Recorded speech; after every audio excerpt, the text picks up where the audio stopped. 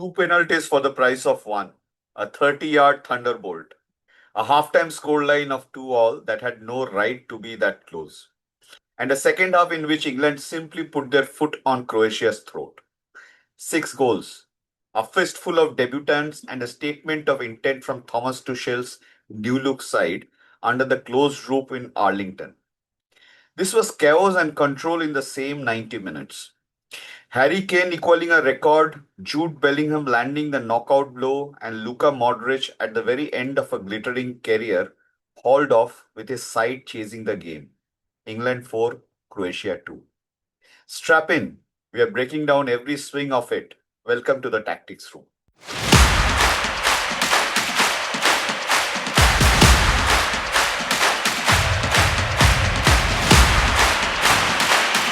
Welcome back to the Tactics Room from European footballer Adda, the channel where the chalkboard never sleeps. If you love the why behind the goals, you are in exactly the right place. So do the decent thing, subscribe, and ring that bell icon. And let's break this heavyweight contest open.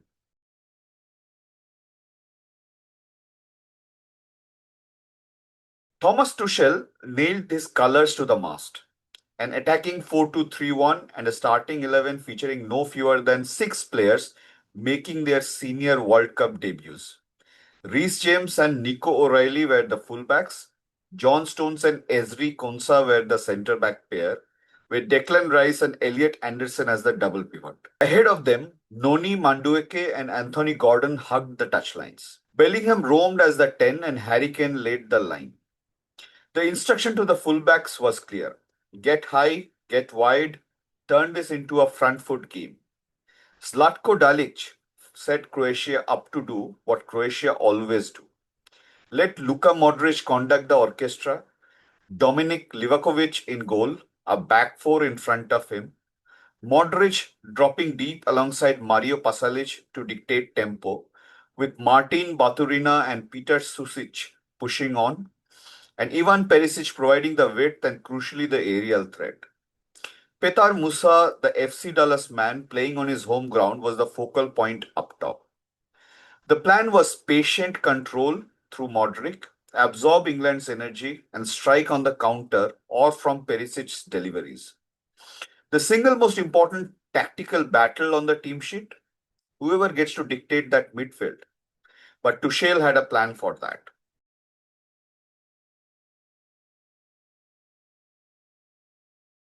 England drew first blood on 12 minutes, and there was real drama in it. Madueke drove into the box and was felled by, of all people, Modric.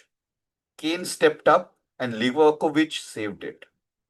But the video review spotted the keeper of his line and a Croatian encroaching into that box. So the penalty was ordered to be retaken.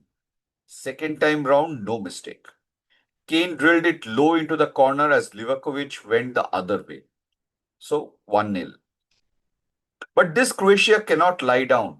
And on 36 minutes, they leveled with a goal out of absolutely nowhere. John Stones slipped on the edge of his own box and the ball broke to Baturina.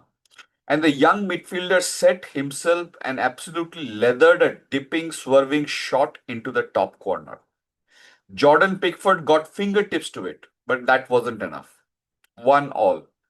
And a reminder that you don't need much of the ball if you can produce moments like that. The goal said something tactically too. England were caught in a wide open end-to-end rhythm with men committed upfield and a high line. Their rest defense stretched thin. Tuchel later admitted his side were nervous and jittery at the back, and Baturina's strike, freakish as the finish was, sprang from exactly that loose shape the manager could not stand. England's response was emphatic and tactically very on brand for Tuchel. They went back to a set piece. On 42 minutes, Rice swung in a corner and an unmarked Kane attacked it with a late run to power a header home.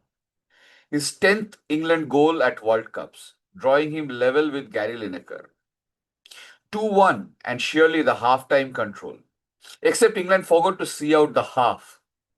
Deep into stoppage time, They dropped far too deep.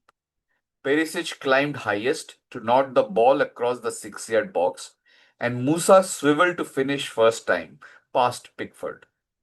Konsa was beaten in the air. The line was camped on its own goal, and it was 2-all at the break. Croatia level for the third time of asking.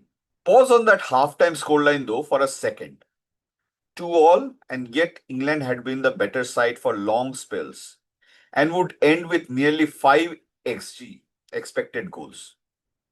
Croatia had scored with essentially their only two clean looks into the goal. That's the very definition of a game where the scoreboard is lying to one of the teams. And at the break, it was flattering Croatia enormously.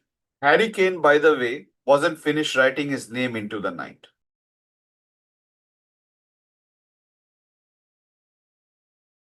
Whatever Tuchel said at the halftime, it worked instantly. Within 2 minutes of the restart, the game's decisive moment arrived.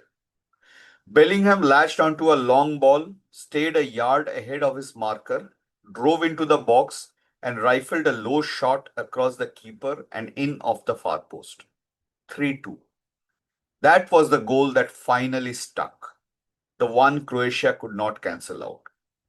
And with 85 on the clock, the substitutes put the seal on it. Bukayo Saka and Marcus Rashford combined, Rashford cutting inside the last defender to slide home the fourth. 4-2, and England had turned a nervy arm wrestle into a statement. And that fourth was a substitute's goal in every sense. Saka and Rashford both brought on to freshen the attack, linked on the left. Rashford taking the return, cutting inside the last defender and sliding it home at the 85th minute. Even then, Croatia kept probing, and it took a body on the line block from Kane in stoppage time to deny Guardiola a consolation. A striker sprinting back to his own 6-yard box to protect a 2-goal lead. That's the kind of detail that pleases a coach far more than goals.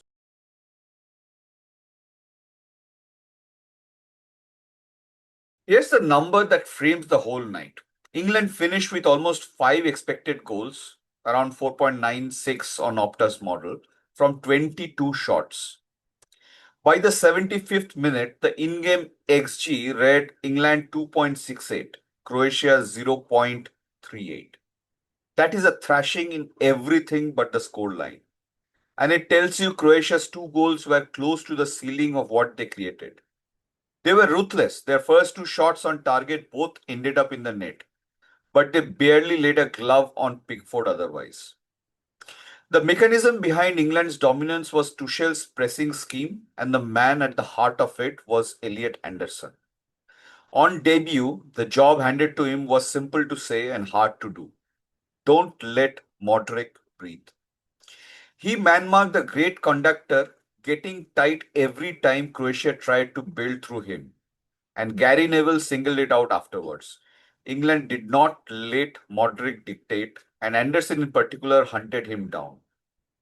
With the maestro smothered, Croatia had no rhythm, and England's Rice Anderson base could feed Bellingham in the pockets between the lines. And the set piece threat from Rice's deliveries, and you have the blueprint for 4 goals, even on a night the defense wobbled. And Spear now thought for Dominic Livakovic. Croatia's whole night lived in moments. Baturina's strike, Perisic's header for Musa, but it was their goalkeeper who kept the scoreline from becoming a rout.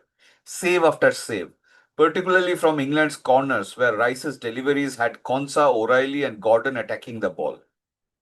The set piece was a genuine England weapon all night, and without Livakovic, the margin would have been 5 or 6.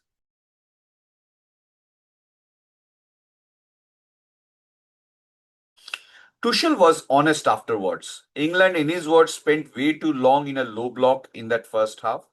Nervous, jittery at the back, overthinking everything. That is not their identity. And the halftime message was to be braver and play on the front foot. Bellingham's goal was the reward for exactly that. Then came the game management. On 72 minutes, a triple change of Morgan Rogers, Saka, and Rashford on for Rice, Gordon, and Madueke. Fresh legs and fresh threat. And it was two of those subs who manufactured the fourth. Later, Jed Spence came on for Bellingham and Mark Guehi replaced the shaky Stones to batten down the hatches. Dalik's biggest call was the one every neutral felt in their chest on 58 minutes. Luka Modric, on his 199th cap, the man who had given away the penalty and lost his midfield duel, was withdrawn for Mateo Kovacic. Croatia then threw on Igor Matanovic, the substitute Pasalic, Nikola Vlasic, and Andrei Kramanic as they chased the game. But those changes never moved the needle because by then England has seized the initiative. The one Croatian who kept them in was Livakovic. When you chart this momentum, you see a proper seesaw. For 45 minutes at least, Croatia actually started the brighter side. England struck against the early run of play with that penalty. Baturina's screamer flipped it. Kane's header flipped it back. And then Musa's stoppage time finish flipped it again. And we went in level. Then look what happens after the interval. The line lurches decisively England's way with Bellingham's goal and essentially never comes back. From the 47th minute on, this was a one-way street. England camped in Croatia's half. Livakovic being the dam until Rashford's late goal made the wave permanent.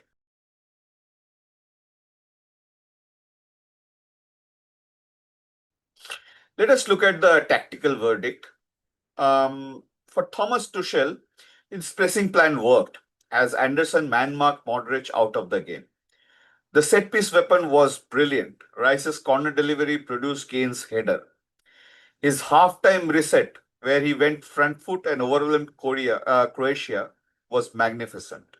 And then the way he changed the subs, Saka and Rashford, who combined for the fourth goal, was also significant.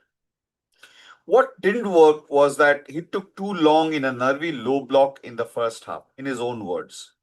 The rest defense was repeatedly exposed in an end-to-end first half. For Dalic, the ruthless efficiency of his first two shots on target, being two goals, was brilliant. But they also lost the central battle where Modric was smothered and hauled off, could not sustain the chance creation, and conceded again within 2 minutes of the restart. Absolutely had no answer to England's second half tempo. So where does this leave us? England will be thrilled with the 3 points and the front foot football after the break. But Tuchel knows the truth. A side better than Croatia will punish that first half timidity and those two soft goals. The attack looks electric. The defense looks like the project. For Croatia, it may be the beginning of the end of the Modric era on the biggest stage. And a worry that all their threat lived in moments rather than control.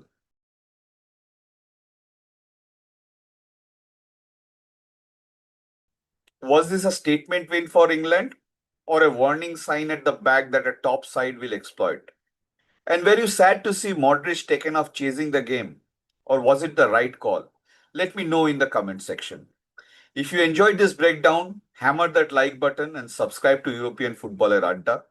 Also ring that bell icon as we've got the next match day episode landing tomorrow. Eyes on the spaces, not the ball. See you then. Thank you.